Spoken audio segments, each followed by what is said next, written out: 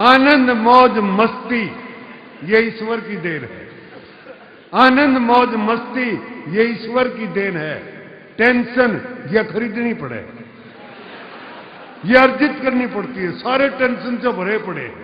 ऐसा कोई आदमी नहीं जिसमें टेंशन हो। कितनी शिक्षा दे लो, कितना यो कर लो, भाग्य भाग्य फिरे बिना मतलब के। कोई जीवन नहीं बिना मतलब के टेंशन की पैदा करने। बताऊंगा आपने किसकी कैसी कैसी टेंशन ले रखी है बिना मतलब की।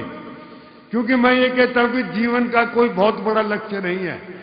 जीवन का केवल एक ही लक्ष्य है कि जीना है, और वो बेहतर ढंग से जीना है बस। लेकिन भागे भागे फिर रहे हैं। एक आदमी अपनी तीसरी मंजिल पर टहल रहा था। देखिए कहां, तीसरी मंजिल पर टहल रहा था। नीचे से आवाज आई, बोला करतार सिंह तेरी लड़की का एक्सीडेंट हो गया और उसकी मौत हो गई। बस वहीं बेहोश हो गया तो सोच खत्म। तीसरी मंजिल जीना भूल गया। कहां है? तीसरी मंजिल से छलांग लगा दी। जब वो दूसरी मंजिल पर पहुंचा तो उसके याद आया कि उसके तो लड़की है ही नहीं।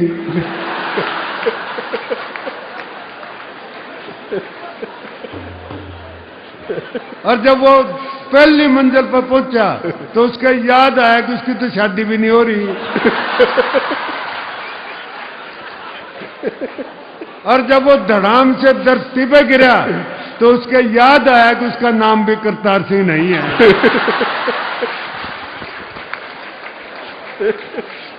बेहोशी में घूम रहे हैं, होश ही नहीं है। तो होश से जियो। स्वामी जी यही सिखाते हैं आपको कि जीना है बस। और जीना कैसे है? होश से जीना है, करतार सिंह की तरह नहीं जीना है।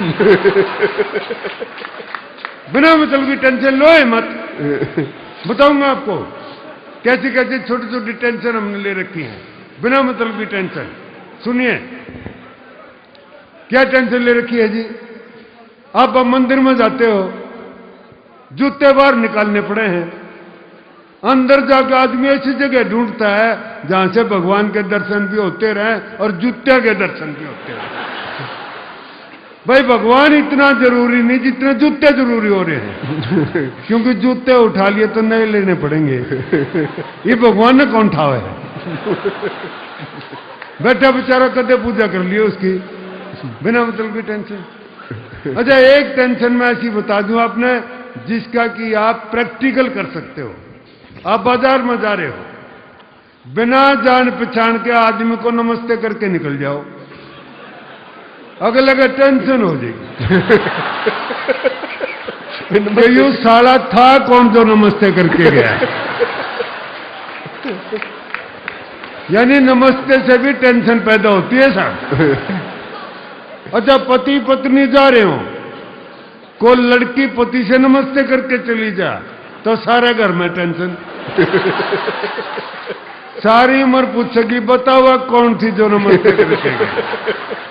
तो ये छोटी छोटी टेंशन मैं बताऊंगा। इसका दूर करने के उपाय भी बताऊंगा। अपने हरियाणा के उपाय हैं वो, हरियाणा के। पहले बता लूं टेंशन क्या क्या पर रखी है।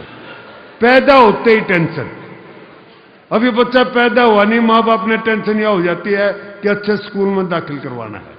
मैं तो दिल्ली से आया हूं जी। दिल्ली के अंदर आपको सबको मालूम होगा नर्सरी एडमिशन के लिए सुप्रीम कोर्ट में फैसले होते हैं।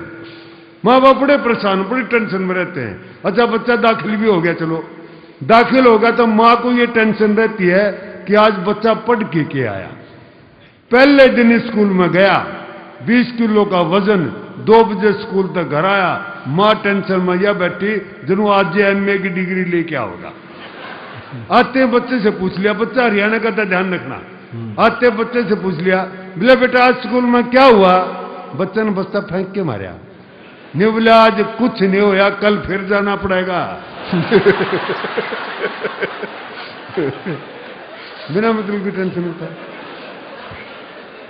बिना मतलब की टेंशन ले लेंगे खाम खा के। एक और मारा अपना हरियाणा के छोरे से पूछ दिया। मैं ये कहता हूँ हरियाणा का आदमी कोई टेंशन नहीं लेता बच्चों से भी, लेकिन ऐसी टेंशन दे रखी है पढ़ाई के बच्चों को कि 6वीं 7वीं क्लास के बच्चे भी सुसाइड करने लगे।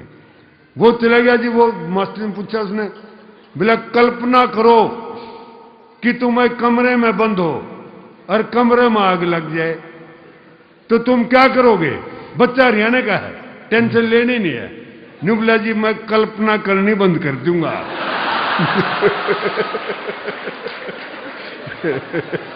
सीधा चाचा क्यों टेंशन ले।